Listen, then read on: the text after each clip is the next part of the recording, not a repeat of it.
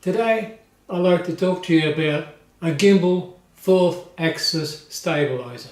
I'll do the unboxing today, and then in another video I'll show you it in action. But first, what is a 4-axis? If you're used to CNC work, you will know that you have table of movements, left, right, in and out, X, Y and Z.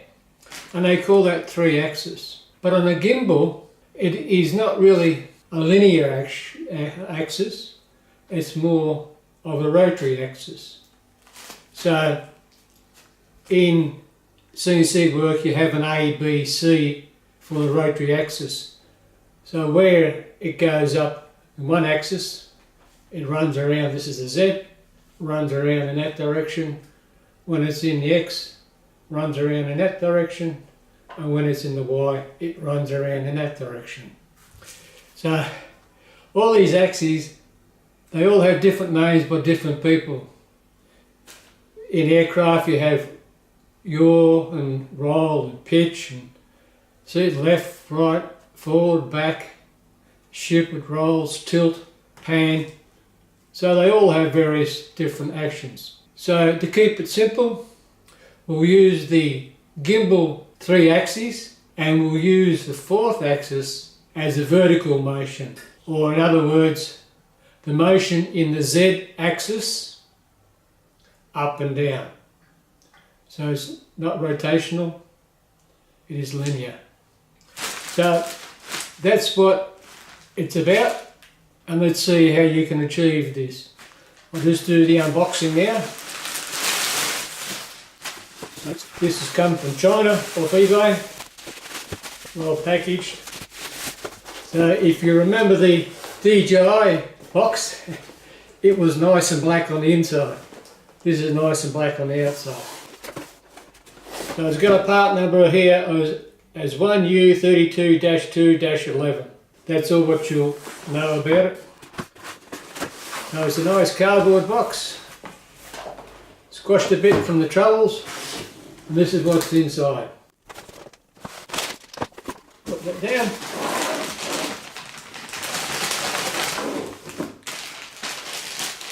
Got a plastic bag for you. Instructions. And a bag of goodies. So this is what a 4th axis or a Z axis stabilizer looks like.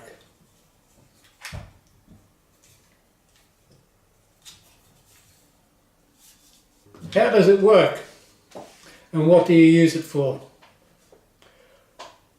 If you see handheld stabilizers, when people walk, each time they take a step, they go up and down, up and down. So the actual gimbal is going like this, with each step. And if you look at videos, just look at, say, on the side, and you might see a fence going like that, trees, bushes, and sometimes that's quite discerning. If you have to go downstairs, that type of thing. So what you have to do is allow the gimbal to stay in space in the same position, and your hands move up and down as your body moves up and down. There's a technique you can use that when you walk, rather than have a hard foot, you've got your knees bent a bit, so you're sort of creeping along like that, rather than up straight, you sort of bounce around like that. You can't run that fast. It works, and you should use that method, but this system is what I decided to buy and to try. Also, I was planning to make this myself, mainly for the cable cam, but when you look at the price of just raw materials, even if you don't want to get it black anodized or powder coated, it costs more for the materials than what it does for the finished part. So I looked at this particular model and it's about $90. It's made out of plastic.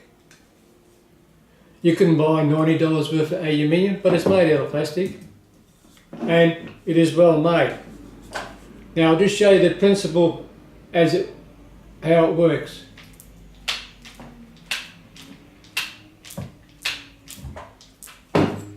So when the weight is pushing down, you've sort of got your hands and you're walking along and it bobs up and down. So what's in it? You can see in there's a spring. And this design, you'll see them on Steadicams. They'll have a double unit. And basically, it's just a rectangle. And as you know, with those desk lamps, you move the arm and the head stays in the same position. So what they have is a spring on the inside to counteract that force. So you get a sudden force, the spring goes down and then brings it back up. But there's a bit more to it than just that. For a start, on this particular model, you got your hand grip, you've got your 1/4 tapped holes top of the handles, tapped holes in the bottom of the handles. You then, if this is a tube mount for all your accessories, this comes with it. It's fitted as you've seen come out of the box. So you can use it as a stand on your gimbal. You can have it that way, and no tool, quick change hand positions. So without this bracket in, I won't remove it. That can also help balance with that tripod mount you've seen in the other videos. You can set it up so it's then more secure, won't bounce around. You can hang on to it like that. So you've got those adjustments, and you can swing your arms out whichever way you like. But I shall be using that also on the cable cam, because on the cable cam, if you watch videos of them, when they stop, the forward momentum swings the whole gimbal forward and back and can bounce around. And as you know, gimbals are those 3 axes that, like I told you before, not the Z. It may keep it horizontal, but the actual camera is moving up like that because the whole thing's bouncing up like that. Then the other problem is that as it hangs down from the wire, wind, the movement also gets it to rock. Again, the camera will keep it straight, but just say you're going along the top of a fence, so you're above the fence, below the fence, above the fence, below the fence. So I will be testing on there to get that movement and the balance and the bouncing out. So that's why it's going to be other videos. That's why I thought I'd show it to you. Now we will go through with what is in the box. It suits various type of gimbals, the small type to the large type. There's a clamp plate there, and that just clamps on the arm and you can adjust it there. Only drawback I see with it is everyone else has got lovely screws. This has only got a couple of cap screws, so you need your spanner. So if you're going to take it off quickly, you have to sit down there with your spanner and undo it. There's enough room in there for thumb screws, so I will be buying some 75mm, let's say, thumb screws and replacing that, and then you can tighten it. Or as this edge slides along, you can remove that and put a couple of toggle clamps on like you have on the cases, and that will then just toggle them in position. So that's one mod. But if you notice on the top here, for these springs to work, it's a balancing act. What force do you need to go down?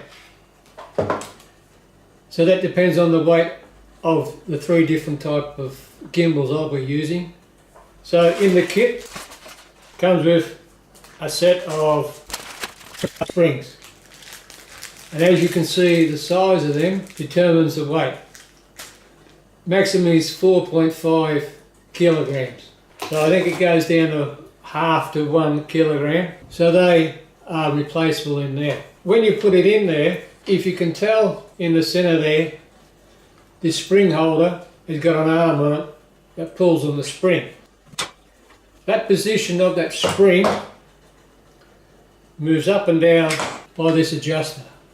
So as on a diagonal, as you know, you have a rectangle from corner to corner, the hypotenuse.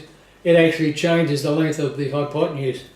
So let's say these are 4.5 kilo springs, and you put in a 4 kilo gimbal assembly. Well, that means that across the hypotenuse, the spring is stretched all the way across for the 4.5 kilos. So by adjusting this, that actual length of the spring, the shape of the hypotenuse is moving up the edge so it becomes less. So that should be your spring tension. So that's what they're for. They've got a scale on the front so you can visually check to balance the same ones. On the top is also another tensioner for the amount of free play springiness in here. This also is adjustable. You have a little slot and it's got a little plastic sleeve on the inside that moves up and down the slot. So you then can adjust it visually, tools free. So you would put your gimbal on, try it, and so you run upstairs and you hear this bang, bang, bang starting to bottom out. You know that the springs are set too loose, so you would tighten them up so as it would start to just extend the spring as much as it can. But then on the other way, it may flap up and down, like if you bounce a super ball on the ground, it goes boing, boing, boing, boing. So this should also help with the dampening, so as it moves up and then comes back, so you don't flap around like that. So that's basically how you set it up. Now, I don't know what these accessories are. There's a, like I said, there's a 2 springs, round tube with a quarter screw in there, Allen key, nut, and a spare set of screws for the head. That's called the removal tool, and this is a quick mount plate. So that may, I suppose, spring, just the spring tension, both level, how to replace the springs. So this is just a mount for the, if you wanted to put a quick change plate on the top, you could just screw your quick change plate on that and then that could fit in there. Not necessarily your quick change plate itself, but the actual base, the locking base. So you could fit your locking base on here, have say the Manfrotto quick change base. I've got a base coming, so I'll show that in another video. So that has a screw on it, that would fit on there. Then you would put your camera with the quick change plate on it, slide that in, and then you could pop it in and out quite quickly. That's what you get, 80, 90 bucks. From there to there. Okay, let's see how much trouble that has. From there to there. That's probably 150, 200 mil, something like that. And also, if you look at the balancing video for the Ronin-S, here you've got two hands, and I mentioned about the controls with the apps for the Ronin and also for the GH5, the Panasonic one. You can fit on there, and like I said in that video, you've got your mount, put it on a holder, phone holder, and then you can operate your GH5, focus, on, off, record, all that sort of stuff. And then with your Ronin, you can pan left, pan right, and then depending on how strong this is and how far it tilts over, you can go into your menus. So that will make your video shooting a lot smoother, a lot easier, and for 80-90 bucks, I think it's well worth it. And as always, thanks for watching.